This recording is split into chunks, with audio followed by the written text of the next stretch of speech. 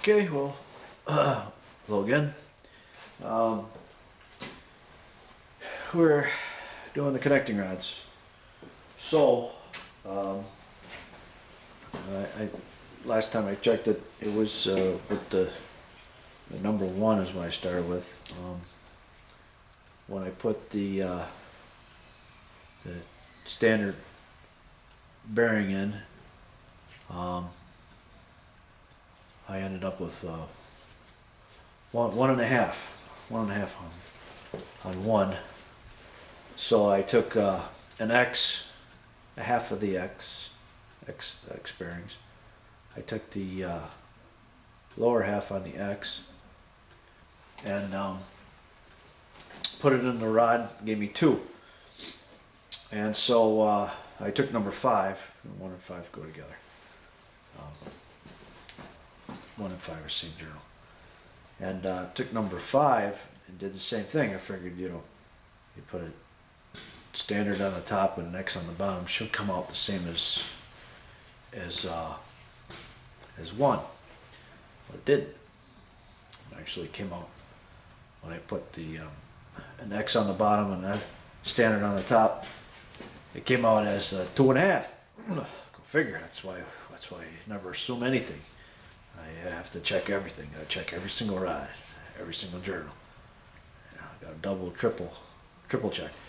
I also checked my mic a bunch of times, and I checked the rod journal a bunch of times and made sure that I was correct with everything. And so anyways, ended up being that for number 5, both upper and lower are standard. Number 1, the lower, I use the X lower and a standard upper. Go figure. I got 2/1000ths on both rods now. But just so happened that standard bearing worked for both standard upper and lower worked for 5, and a standard upper and an X lower was the right combination for number 1. Both rods got 2/1000ths oil clearance right now. So far I got 2 rods done. This is time consuming. This is why you go to a race shop. And what they do is they got a set of standard bearings, and they got to juggle the standard bearings around to try to get the oil clearances right, or standard bearings in an upper X or a lower X.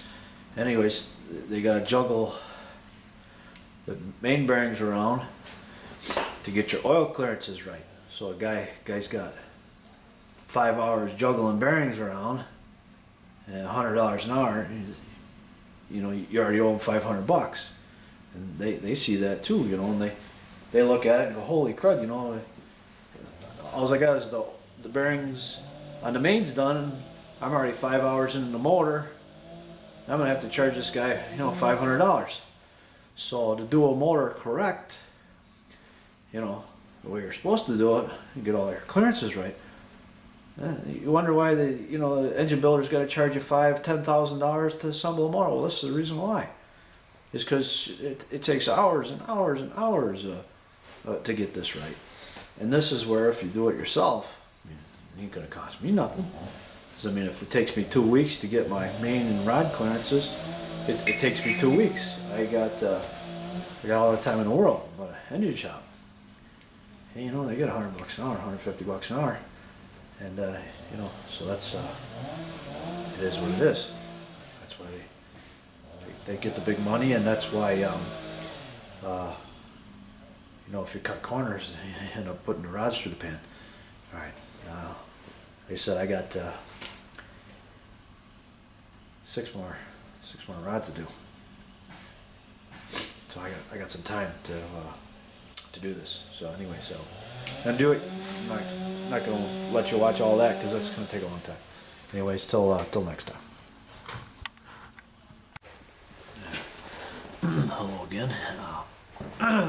I just got only got 2 rods done, 1 and 5. But I did want to show you that how I torque them up is I don't, from one side of the rod to the other, I only go 20, 20, 30, 30, 40, 40, 50, 50, 60, 60, 65, 65. I don't step like I do the mains. And untorquing the connecting rod, I wanted to demonstrate that too, is just like I said about the mains, you don't completely untorque the bolts, a little bit at a time. So I want to show you how I do untorque the connecting rod bolts. And the vise, got my torque wrench, and same thing.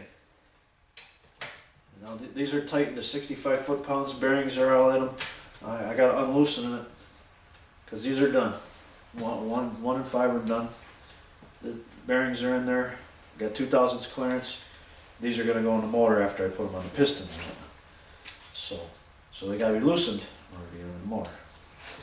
This is how I loosen them. A little bit, like 1/8 inch turns, 1/8 of a turn. A little bit, a little bit, a little bit, a little bit, a little bit, a little bit. This is the proper way to loosen a connecting rod after you torque it up. It's all loose. Alright, loose. Alright. I grab a hold of the rod, don't want the rod hitting the floor, or my precision plates, or anything hitting the floor. The aluminum I don't care about. Okay, so the bolts on the routers are loose, okay? Alright. Now you got a special machine to split your connecting rod caps. Right? You know, this is poor man's garage. We don't have no rod splitting machine, rod holding machine, and I don't have a 5-axis CNC machine. If I did, I can only imagine what I could build. If I had an unlimited amount of money, you can imagine the car that I could build too. Anyways, there's getting off track. So there's the connecting rod. I'll show you how to split it without a special rod splitter. I'm gonna do it. We're not gonna hurt the rod at all. Not gonna hurt the bolts at all. Nice and easy. Let me show you.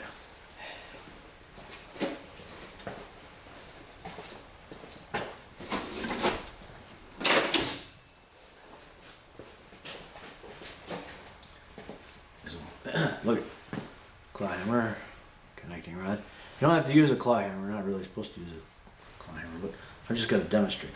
So what we're going to do is I'm going to hit the very top of the bolts with the hammer. So hold it in my hand. I only unloosen them. See how the top of the caps are only maybe a 1/16 up. You see that? Both sides 1/16 up. Right. Now hold it like that. One hand. Hit. No, we're not gonna hit it hard at all. See? Cap's already cracked. I didn't smack it at all. Nice and easy. Don't have to hit stuff hard. Alright, so I'll loosen it some more. No, I'll loosen it some more. Good. Come right off. Okay. That's how I split the cap. Okay. Same thing, this one has to go in the vise. Precision blocks. Untorque it. A little bit at a time, till it's loose. Tap it with the hammer a little bit, nice and easy. Comes right apart. Okay. We'll see ya. Hello again. One thing I did want to tell you about the rod bearings and main bearings. I know pretty much all I've been talking about. For your X's and your standards, on the back of the main bearing and the rod bearing, it will have the number. It'll have a, I'll say Cleveite on it. This is a rod bearing. It says CB745HN. It doesn't have the K on it. It just says HN. But you can see the tri-armor coating on there. And then the box says K, but the bearing doesn't. I don't think the main bearing will say have a K on it for tri-armor coating, or the rod bearing. Only the box.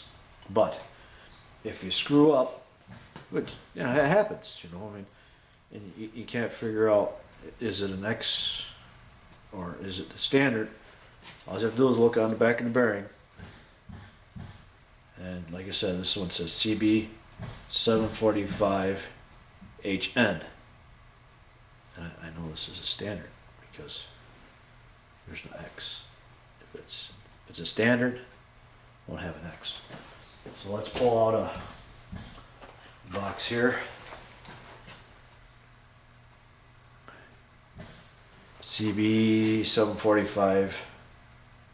I know the box says HXNK, but let's see what the bearing says. All right. It says CB 745 HXN. There's no K, like I said. And this says lower. If it's the lower, it'll say the lower. If it's the upper, it'll say the upper. Same thing with your mains. If it's lower on the mains, it'll tell you on the mains. It'll say upper, it'll say lower. This one says upper. Okay, upper. One little hole in it for me. Okay, these are X. It says upper. Yeah, CB 745 HXN. Alright, I know this is the X is stamped in the bearing. Can't screw it up. Alright. It's a standard rod bearings. It says lower, stamped in it. This one's upper, stamped in it. And CB 745HN. There's no X. It's the standard. Upper half, CB 745HN. Again, you're never going to be able to, never be able to see those numbers on the camera. They're just too small. You almost need a magnifying glass and a light, but they're there in case you screw it up. Same thing with the mains. They're stamped in the main cap bearings. Stamped in the main bearings. Upper lower half. The X will have the X in it. The standards won't have an X in it.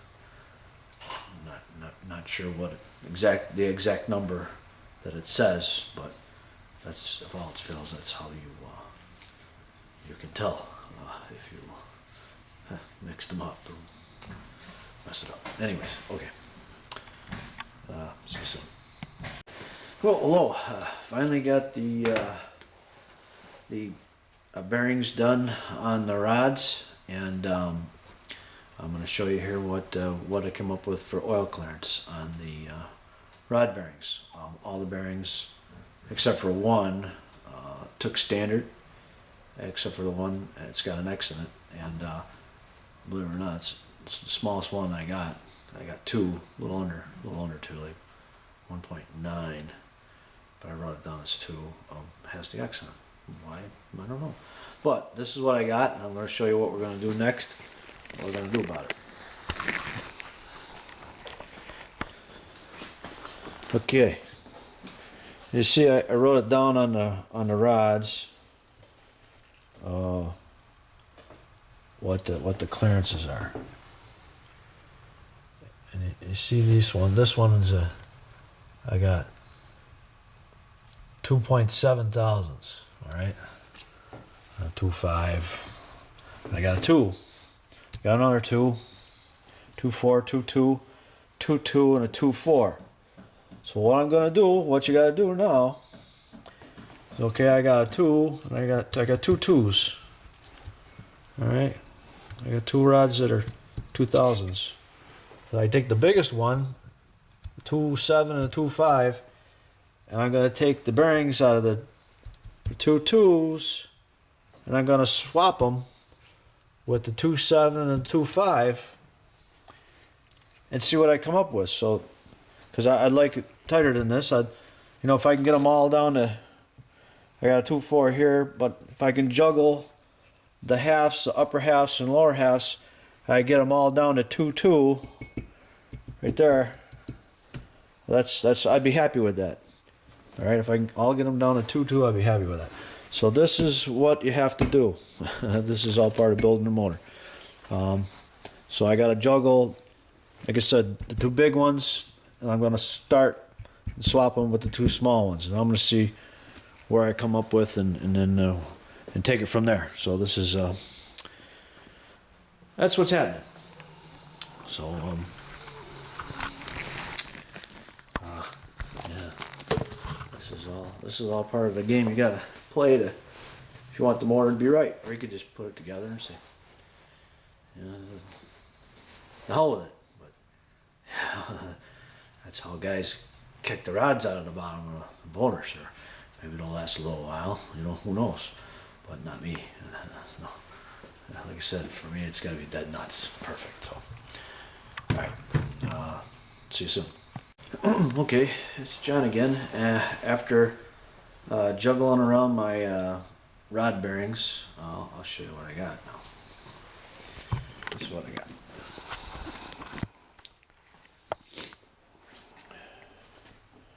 Okay. I got almost a 2.5 thousandths, and a 2.2, a 2.4, which is almost a 2.5, another 2.2. Okay, this one went from 2.7, now it's a 2.4. This one went from 2.5, now it's a 2.2. And this one went from 2 to 2.1. So it's almost a 2.2. This is a little tight. I'm gonna leave it. I'm gonna leave it. And this one went from a 2 to a 2.4. So it's almost a 2.5. So anyways, that's where I'm at. That's where it's gonna stay. That's what you have to do. You got to juggle your rod bearings around in order to get the motor right. So pretty soon we're going to be hanging the pistons on the rods. All right, well, stay tuned for that. All right, see ya. Well, hello, it's John again. The connecting rod bearings are all set. I showed you what they look like. Every single connecting rod took the standard bearing, except for one of them. Number one, it took both an upper and lower X. For the reason being is that particular connecting rod, when it was made by Carrillo, for some reason it's 1/1000 smaller. The inside diameter of the rod is 1/1000 smaller than all the rest of the rods. That happens. So that one particular one took the X bearings, both upper and lower, and still gave me 2.4 thousandths, so 2.5, which is the same as the rest of them. I'm happy with it. So that's what it ended up being. So now I'm going to hang number 1 and number 5 connecting rods in the motor. Remember, we got to check and see how far the piston's going to come up out of the bore of the block, because I had the pistons cut. So hopefully they won't stick out more than 10. We're going to see. I'm going to dummy up a rod and dummy up a pin, no rings. So that's going to be the piston, pin, connecting rod bearings, 1, 5, and we're going to put them in the motor and see how far the piston sticks out of the bore. Sticks too far out of the bore, I'm going to take it back to the machine shop, and I'll figure out how much he needs to machine off it and get it machined. If it's only sticks out of the bore 5, 10 at the most, as long as I maintain, remember what I said, 50 thousandths between the piston and the cylinder head, 50 thousandths. I guess 60 thousandths gasket. So that's what we need, and I'll be right back.